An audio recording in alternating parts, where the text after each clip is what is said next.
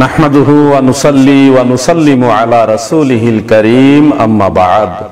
দূরে কাছে দেশে ও প্রবাসে যারা যেখান থেকেই দেখছেন সবাইকে জানাচ্ছি আন্তরিক অভিনন্দন ও মোবারকবাদ। প্রিয় মুসলিম ভাই ও বোনেরা, আজকে আলোচনা করব প্রসিদ্ধ একটি ঘটনা সম্পর্কে। সেটা হলো দয়াল নবী রাসূল করিম সাল্লাল্লাহু আলাইহি ওয়াসাল্লাম যেই পথ দিয়ে হেঁটে যেতেন, সেই পথের মধ্যে একজন বুড়ি মহিলা বিভিন্ন কাঁটা পুঁতে রাখত। সেই কাঁটায় আল্লাহর হাবিব কদম মোবারকে বিদ্ধ হয়ে ব্যথা পেতেন, কষ্ট পেতেন, সাহাবায়ে কেরামও কষ্ট পেতেন, কিন্তু এরপরে ওই মহিলার প্রতি আল্লাহ রসুল বিরক্ত হতেন না।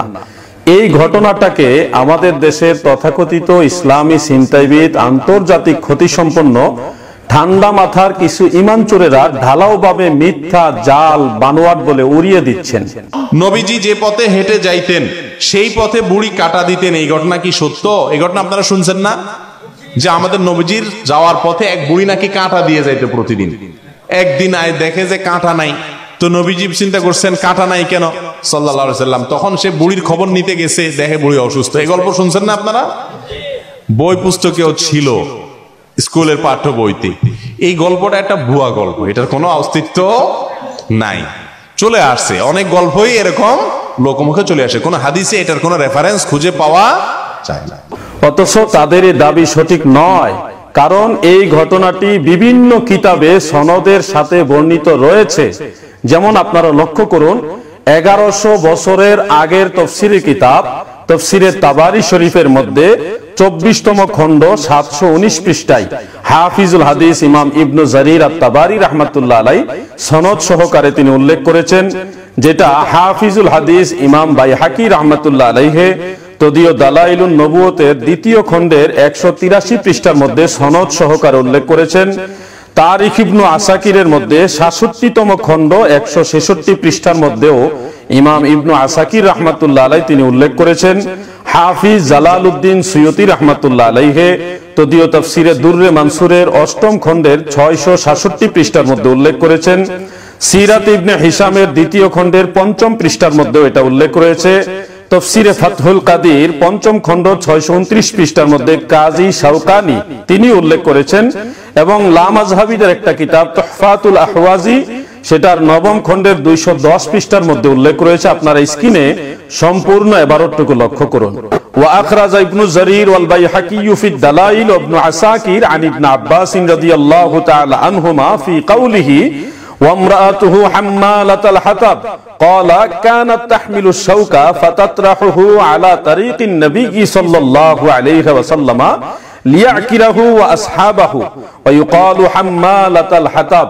পবিত্র কুরআনের সূরা লাহাবের একটা আয়াতের তাফসীর করতে গিয়ে রাইসুল মুফাসসিরিন হযরতে আব্দুল্লাহ ইবনে আব্বাস রাদিয়াল্লাহু আনহুমা, যিনি স্বয়ং আল্লাহর রাসূল সাল্লাল্লাহু আলাইহি ওয়াসাল্লামের আপন চাচাতো ভাই ছিলেন, তিনি বর্ণনা করেন আল্লাহর হাবিব রাসূল করিম সাল্লাল্লাহু আলাইহি ওয়াসাল্লাম এবং সাহাবায়ে কেরামের রাস্তার মধ্যে একজন মহিলা কাঁটা বা কাঁটাযুক্ত গুল্ম এগুলি পুঁতে দিত, যেন আল্লাহর নবী এবং সাহাবায়ে কেরাম কষ্ট পায়।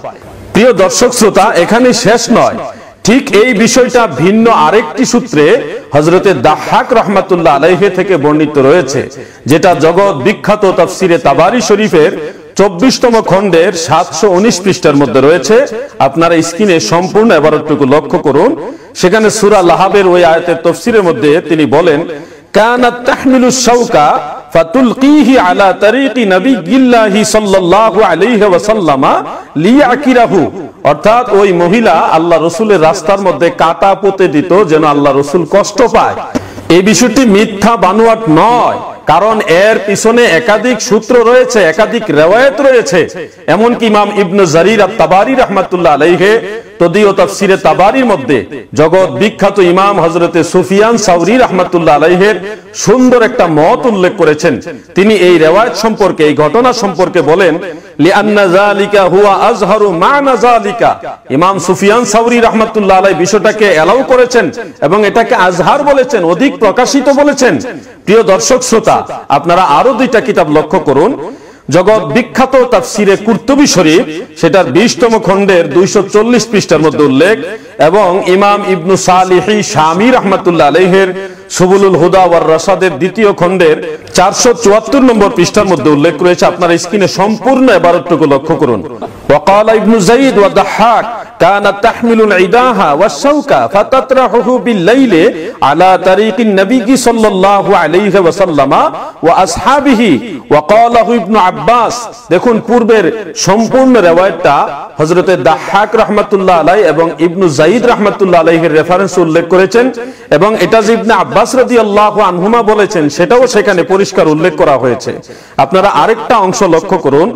وقال مرة الحمداني كانت أم جميل تأتي كل يوم بإبالة من الحسد فتطرحها على طريق المسلمين। উম্মে জামিল নামক একজন মহিলা, সে প্রতিদিন রাত্রে বেলায় আল্লাহ রসুলের রাস্তায়, মুসলমানদের রাস্তার মধ্যে সেই কাঁটাগুলি পুঁতে দিত। আল্লাহর হাবিব এবং সাহাবাই কারাম সেই কাঁটায় ব্যথিত হতেন, কিন্তু এরপরেও এই মহিলার উপর আল্লাহ রসুল রাগ করতেন না। এই বিষয়টা ভিত্তিহীন বানোয়াট নয়, মন গড়া নয়, এটার একাধিক সূত্র রয়েছে, কিতাবের মধ্যে এটার দলিল রয়েছে। এটাকে পাইকারি ধরে মিথ্যা বানোয়াট বলে চালিয়ে দেওয়া চরম মূর্খতা, জিহালত। প্রিয় দর্শক শ্রোতা, যেহেতু বহু সংখ্যক কিতাবের মধ্যে সনদের মাধ্যমে বিখ্যাত সাহাবী হযরতে আব্দুল্লাহ ইবনে আব্বাস রাদিয়াল্লাহু আনহুমা, হযরতে দাহহাক রাহমাতুল্লাহ আলাইহি, ইবনু যায়িদ রাহমাতুল্লাহ আলাইহি, সুফিয়ান সাউরি রাহমাতুল্লাহ আলাইহি সহ অসংখ্য ইমামরা সেটা উল্লেখ করেছেন, এটা দলিল হিসাবে কিতাবে পেশ করেছেন। সেহেতু এটাকে মিথ্যা বানোয়াট বলে শানে রিসালতের বিরুদ্ধে আমরা দাঁড়াতে চাই না। মহান আল্লাহ পাক আমাদের সকলকে দয়াল নবীর মহান মর্যাদা, শান, মান বোঝার মতো তৌফিক দান করেন, আমিন। আসসালামু আলাইকুম ওয়া রাহমাতুল্লাহি ওয়া বারাকাতুহু।